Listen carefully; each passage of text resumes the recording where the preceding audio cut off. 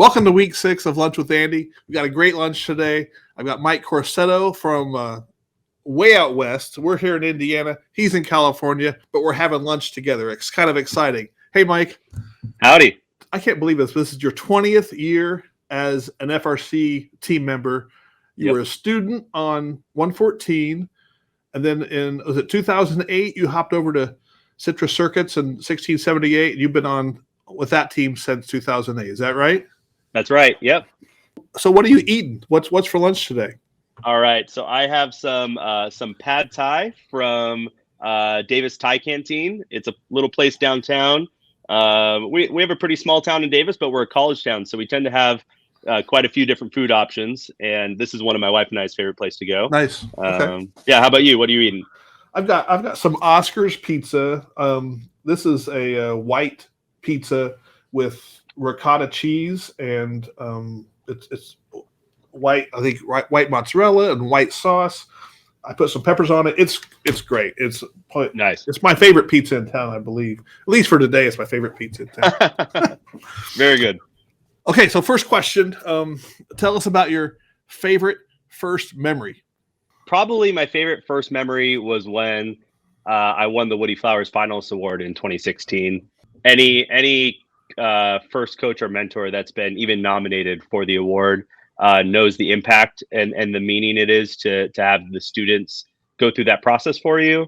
I think winning that award was especially meaningful for me because the previous year, our founding mentor, Steve Harvey, won the award at the same event. And so kind of getting a similar recognition a year later, someone who was, a mentor for me as I was learning how to be a mentor in first. Did you know that you were nominated?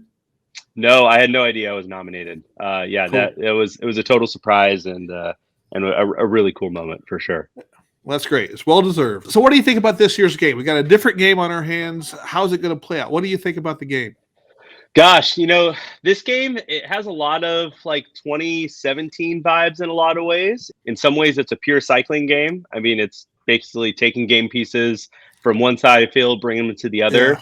Yeah. I think the loading side is probably going to be more crowded than the scoring side in a lot of ways. I think teams are going to get caught up with each other just trying to get to their game pieces. I'm not necessarily a fan of the 48-inch extension from a safety perspective. I almost got clipped a couple of days ago because the student pressed the wrong button and sent our robot out to the max extension for the high score. But yeah, I'm looking forward to it. I think there's a lot of really unique ideas being thrown around. We haven't had an arm game like this in a long time. And so seeing what teams are building, it's going to be a pretty cool game to watch. You compare it to 2017, and I remember 2017, there was a lot of great robots, but most of the robots were pretty short. Like we're talking like generator-sized robots.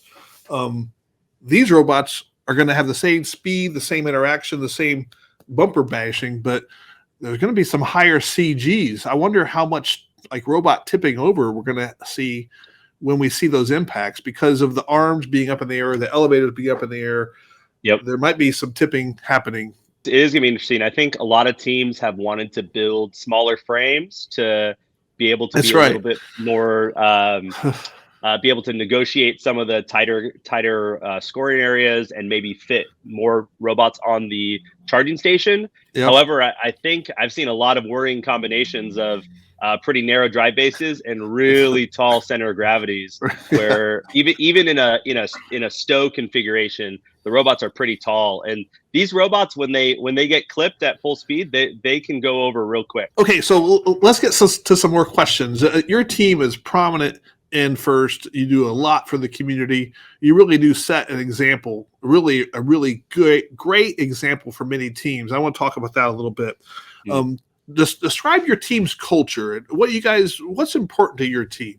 We've had a vision and a mission statement on our website for a while, but we just added a couple of years ago a motto of educate, empower, excel, which I feel like gets at the core of what we're trying to do on 1678. We've had some really great competitive success, but way beyond that, last year was our biggest summer camp week ever. We had 360 kids across 8 weeks. And that's just one of the many examples of the outreach that our kids are doing in the community that's really making a positive impact. So I really view educate, empower, and excel as like 3 pillars of our team. And if you lose one of those pillars, the thing crumbles. But I think when students are pushed to excellence, when they need to learn and grow to get there, and when they're there to encourage and empower each other and empower their community, all that stuff it's very cyclical, and it feeds back on itself in a really positive way. But maybe 15 years ago, you guys were a good but average team, and now you're a contender for world championships. Sounds like you're a contender for the Impact Award at championships. What one thing would you recommend for the teams who want to be where you are? I think one thing, and this was partly effort and partly luck, as a lot of good things are in life, is we put a lot of investment in our student leadership structure on Citrus. I actually gave a workshop on this just last fall at our fall workshop series. It's on our website for teams that want to take a look. But the main gist of it is that students are, yes, they can learn from and be influenced by adults, and that's great. But for a student to really understand the potential they have, the most powerful thing for them to realize that is watching other students do that thing. So what I've learned with 1678, and I think what got us to that next level, was a couple of students stepping up and really pushing the limits of what we could do as a team. And then the students below them seeing that and realizing that they could do something similar when they were a junior or a senior. That also was correlated with increased diversity within our team, which was a big deal for us. So I think some strong student leadership that's fostered by the coaches who just kind of maintain that strength in the leadership structure. I think that's been the key to our success as a team. It's a great way to put it, and I haven't really thought about it that way. So thank you. I think that's good advice from all teams to follow. So you mentioned diversity. What have you done on circuits, and what advice can you give other teams to try to get more different types of people on the team?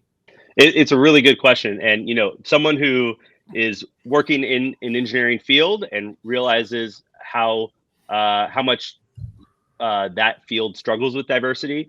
It makes it extra important that we push forward with efforts to try to make the field more diverse. We've done a number of things. Some of them are public facing. Some of our Citrus for Change initiatives over the last couple of years, where we've raised thousands of dollars for local nonprofits that are doing really important work in our community for underrepresented minorities or at-risk groups. So that's been a positive thing. I think more broadly, we're trying to invest in getting STEM into the education pipeline earlier and earlier. I think there's a decent amount of research that shows that a lot of students start ruling out STEM pretty early in their educational careers as a boys thing or something like that. I'm not good at math. I'm not good at science.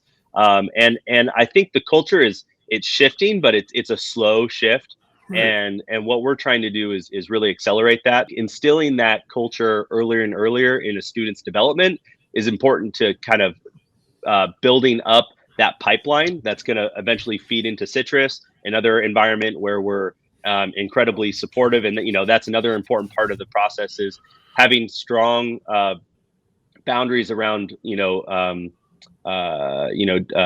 discrimination and things like that on the team. That's a baseline level of importance. You need to be supportive and inclusive, and we try to do things on the team that both model that and also support our students that are in minorities. So I'd say as a team, we still have work to do. I think as a program in FIRST, we have a lot of work to do.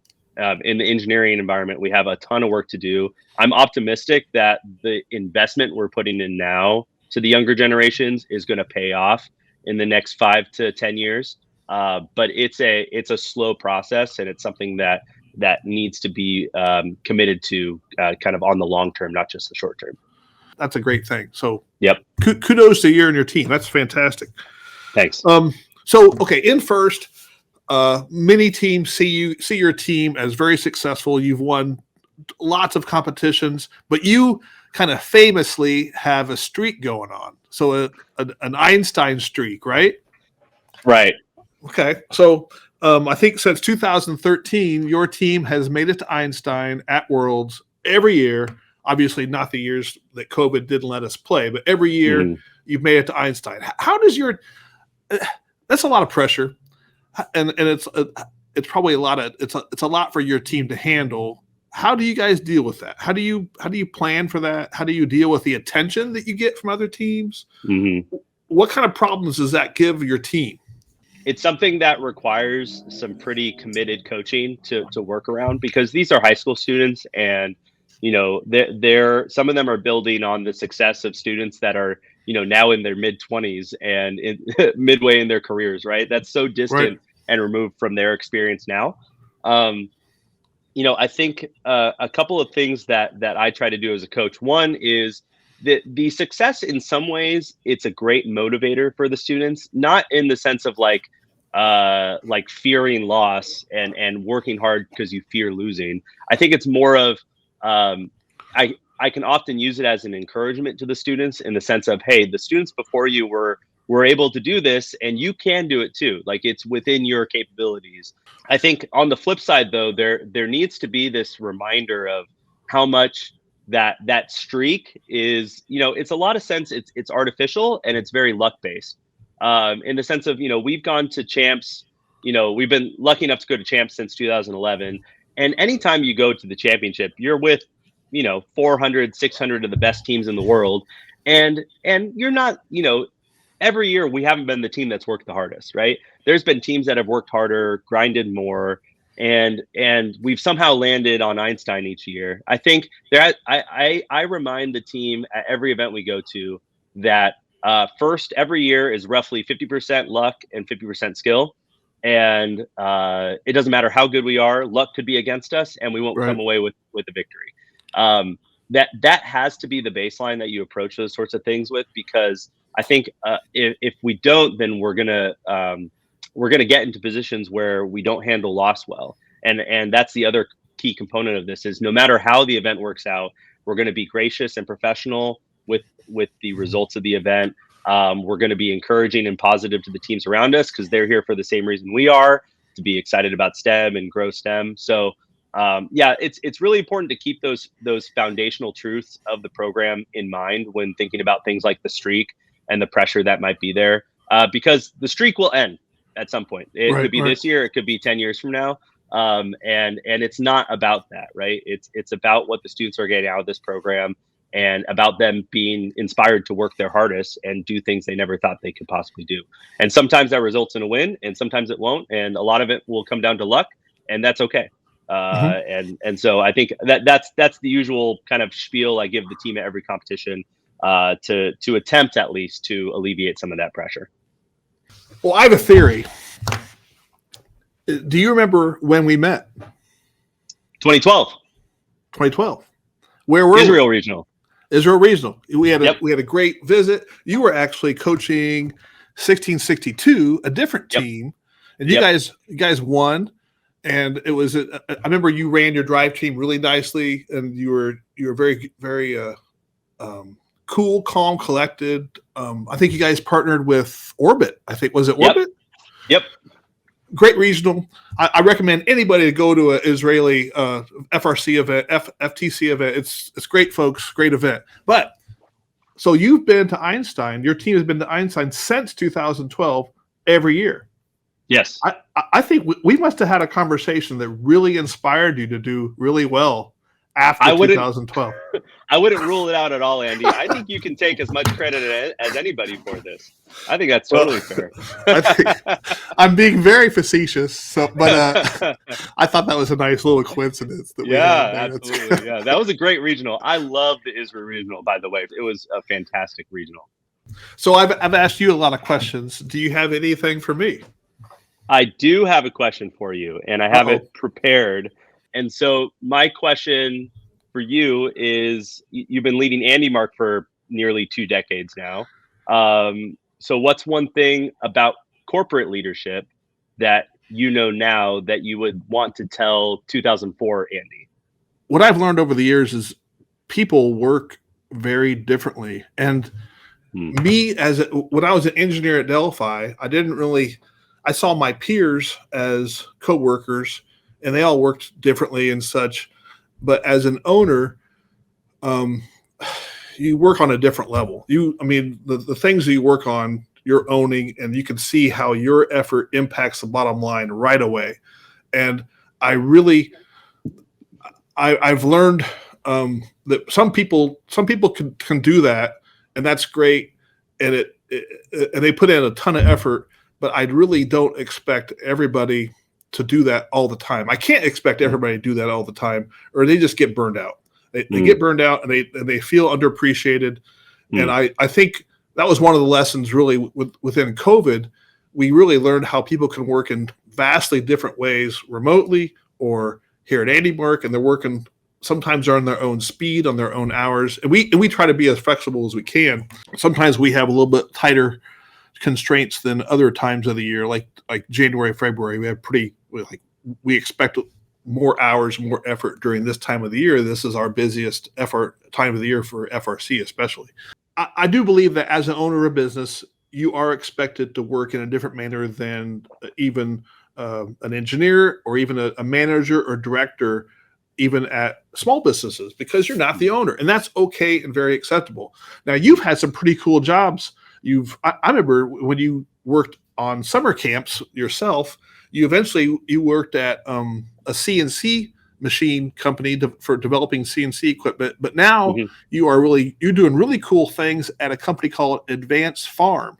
Tell me about your experience at Advanced Farm. Yeah, I've been there for nearly 2 years now. We're an ag tech startup company in California. We're basically trying to automate some of agriculture's hardest jobs, and we're starting with fruit picking robots for both strawberry and now apple. So in my role, I'm the director of hardware and systems engineering. So I oversee all of our hardware development teams. So we have a couple of different engineering teams and groups of engineers tackling a lot of our product development tasks. And we're working on things that are going to continue to allow our products to scale to meet customer need. Ag is an area that is just waiting for more automation, especially in things like if you've ever gone out and done like pick your own strawberries or something like that. It's big in California, at least, to go out and pick some strawberries and fill up a couple baskets. Right. It is backbreaking work, and there's people that are doing that 8 hours a day. But the number of people willing to do that work is shrinking. And so we're looking to provide solutions to start to fill that gap and allow our partners to continue to have their produce picked. So we're building robots that do all that work. A lot of the stuff we do, it's pretty cool because it uses a lot of similar components to what we do in FIRST. We have motors and pneumatic actuators, and we're using stereo cameras with custom CVML pipelines that we're using to identify the fruit and act on those detections. So it's a pretty neat thing. We're right in Davis too, which is where I'm living and where the team's located. So we've gotten some great both people from the team that have come over to work with us, and also people that have come to work with us and then started working with the team. So maybe some of the things you've experienced with AndyMark as well. So we have some really great folks, and it's exciting to be in a fast-moving startup environment. Are there openings at Advanced Farm? We got a lot of people watching this video. They're listening to you right now. So can you pitch any openings? Yeah. So we're always looking for really talented people to come join our team. You can check out any openings we have on our LinkedIn, but probably the better way is just to reach out to me directly if you're interested in the company, and we can go from there. Cool. You can find my contact info or PM me on Chief or whatnot. Well, hey, Mike, thank you for your time. I know you're a busy guy. I appreciate having lunch with you. Do you want to have any parting words for the end? No, I mean, I just wanted to say thanks for having me on this. Love AndyMark and really appreciate your friendship over the years, and really great to share some things that our team is up to, what I'm doing at work. Looking forward to another really fun year. And first, good luck to all the teams as they're getting their robots wrapped up before their first competitions. It should be a fun season. Excellent. Well, I hope to see you in Houston. Everyone out there, have a safe, productive end of your build season. Take care. Be safe.